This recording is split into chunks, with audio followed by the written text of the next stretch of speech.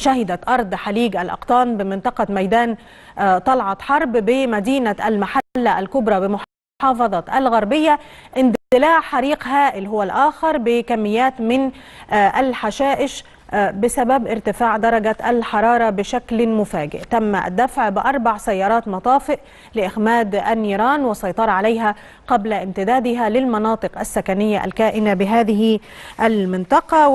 ولمزيد من التفاصيل ينضم إلي عبر الهاتف الآن اللواء نبيل عبد الفتاح مدير أمن الغربية. مساء الخير يا فندم. طيب، سنحاول التواصل مرة أخرى مع سيادة اللواء نبيل عبد الفتاح مدير أمن الغربية. ربما هذه التفاصيل ترتبط بزاوية أخرى، ارتفاع درجات الحرارة، وربما تكون هناك أيضا قراءات أخرى. على كل الأحوال معي الآن مراسلنا من الغربية محمد عوف. محمد، ضعنا في الصورة ومدى دقة هذه الأخبار التي تتحدث عن محلج للقطن هو الأساس في اشتعال هذه النيران. نعم، يعني بداية هو الحريق بدأ في حوالي الساعة 8:30 صباحا في كمية من البوص وليس من الأقطان. هي كانت كمية من البوص والهيش الموجودة في قطعة الأرض، قطعة أرض اللي هي تابعة لبنك مصر. هي قطعة أرض حديقة أقطان لكنها تابعة لبنك مصر. هذه الأرض مجاورة لمستشفى المبرة للتأمين الصحي. النيران بدأت تشتعل في البوص نظرا لشدة الرياح هذا اليوم وارتفاع درجة الحرارة. امتدت بعض ألسنة اللهب والنيران المرتفعة إلى أعلى مبنى المستشفى. يعني النيران اشتعلت محمد من تلقاء نفسها نظرا لارتفاع درجات الحرارة؟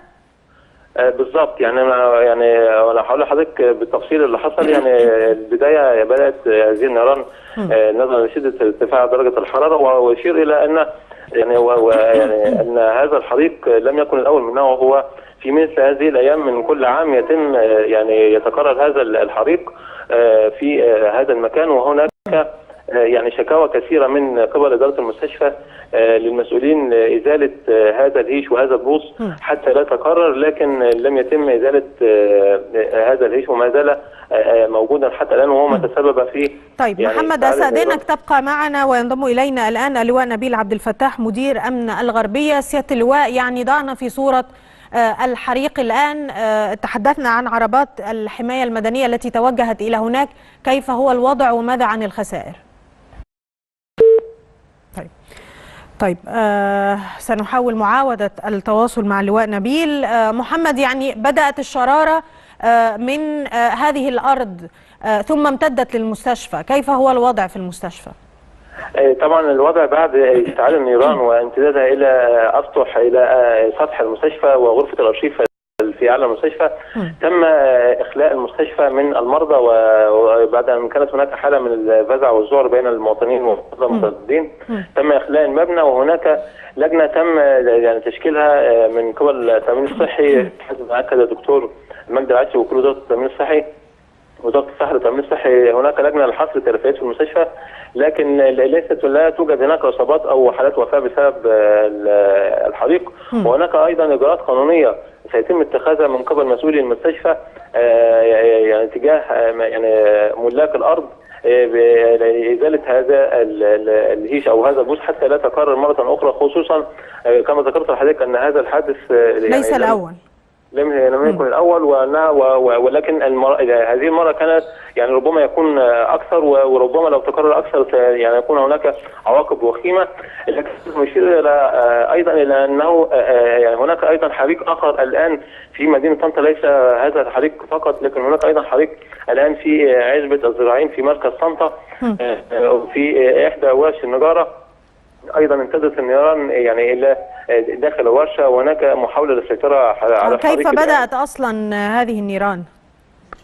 بدات من داخل الورشه، لكن التحقيقات تؤكد اذا كانت بالفعل ام هناك اسباب اخرى. هناك رئيس مدينه طنطا انتقل الى هناك لمتابعه الامر، والعديد من سيارات الاطفاء للسيطره على الحريق، لكن ايضا لا توجد اصابات او لم يتم ابلاغنا باصابات نتيجه جراء الحادث. لكن هناك خسائر ربما تكون خسائر كبيره بسبب جراء هذا الحادث، وسيتم معرفه اسبابه او يعني هل كانت هناك يعني ربما هذا المرتبط بالورشه محمد يعود بنا لما كنت اتحدث عنه عن يعني بعيدا عن هذا المسلسل، يعني فكره تعاملنا مع عناصر خطرة، فوضى وعشوائية في مسألة الأمن الصناعي نتهاون كثيرا.